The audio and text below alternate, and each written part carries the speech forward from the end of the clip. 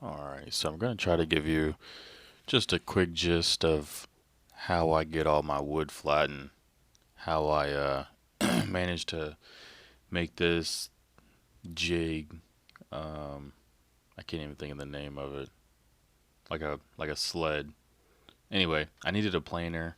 Um, I didn't really want to pay 300-400 bucks for one, so I got a piece of plywood from Lowe's, a couple 2x4s.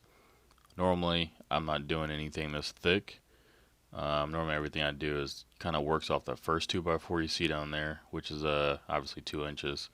But this piece of wood here is about 3.5 inches thick, so I had to use another 2x4 on either side to raise the sled or the jig up a little bit to get this thing flat. So I need to get this at it's about 3.5 inches thick now. I need to get it down to about an inch, inch and a half for my table. Just the kind of desired thickness I chose. So far so good. You can tell it's been sitting for a while. After I kind of routed out some of that first few layers of wood, the grain really kind of comes through. So this process probably took me about, I'd say probably a couple hours. Just slowly going back and forth, getting rid of all the high spots. You see the wedge right there on the left hand side. Because the wood's uneven. Obviously, I'm trying to get it planed down to thickness, one, but I also need to get it flat. So it had a few high spots. I had to use the wedge to make sure that it actually stayed flat while I was using the router. And I had to make a ton of passes on this to get it just right.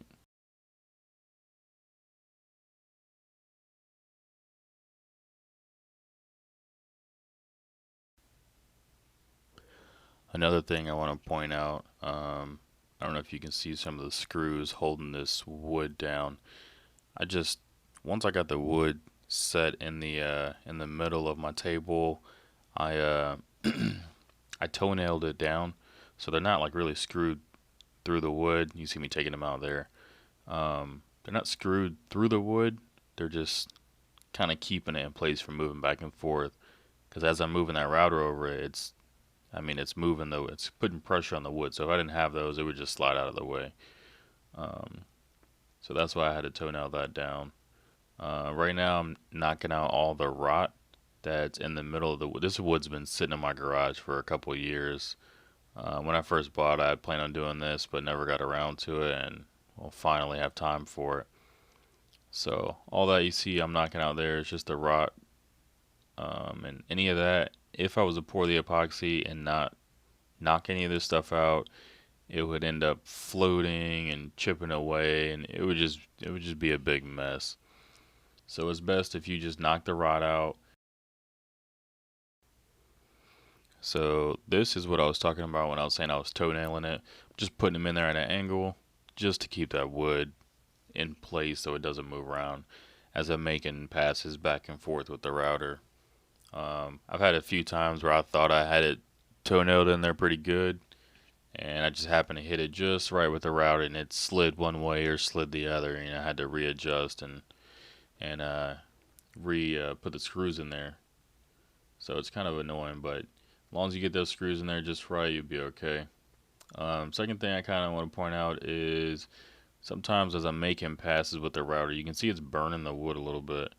Um, so what I've learned is so this is an adjustable plunge router. I've got it set to, I think it goes up to 10. I think I had it set too high, like it's spinning too fast. Another thing I was probably taking off a little bit too much right here, but once I got started, I didn't want to stop and readjust the plunge router to raise it up to go back over it, so I just kind of left it. But back to the burning of the wood, if you slow the router down, it will kind of alleviate some of those burn marks. Um, so I think I'm gonna probably slow it down from now on. In my head, I thought it made sense. The faster it goes, it wouldn't leave the burn marks, and I wasn't leaving it in one spot too long, but it was still burning like here and there. So not really what you want if you're gonna have that table fully sealed in there. If the table is fully sealed, then you would have to sand it down before you completely seal the whole thing in there, and it would just kind of be an extra step you would have to go through. This one, I'm gonna actually have like the bare wood showing, and I'm gonna sand everything down, get everything flush. Use probably Rubio, Monaco. I've seen people do some pretty nice tables um, with the Rubio Monaco, so I'm gonna go ahead and give it a shot for this one. This is my first time um, leaving the wood kind of exposed. Last time I just sealed the entire thing in epoxy, so we'll see how this one turns out. On to the mold making. So I knew what size I wanted to make the table. So here I'm just getting everything square. I'm using this, I think it's like an Alex caulking or something like that. Last time I was using just like a silicone, but it was sticking to the wood like you wouldn't believe. Like I had to like use a chisel and get everything sanded down. So this stuff's actually really nice. It just peels right off. And then that blue thing you saw, I'm just cleaning up the edges. Probably don't even have to do this. On the inside, I probably would, but on the outside, I'm just being a stickler. I like everything looking nice, even though it really doesn't need to be. On the inside, I'm gonna end up after I get everything poured, get the table demolded. I'm gonna end up cutting off maybe a 1/4 inch on each side. So I guess technically I really don't even need to do the inside, get it all nice and fancy. But like I said, kind of OCD thing. I don't want to leave everything looking nasty, even though it's not gonna matter in the end.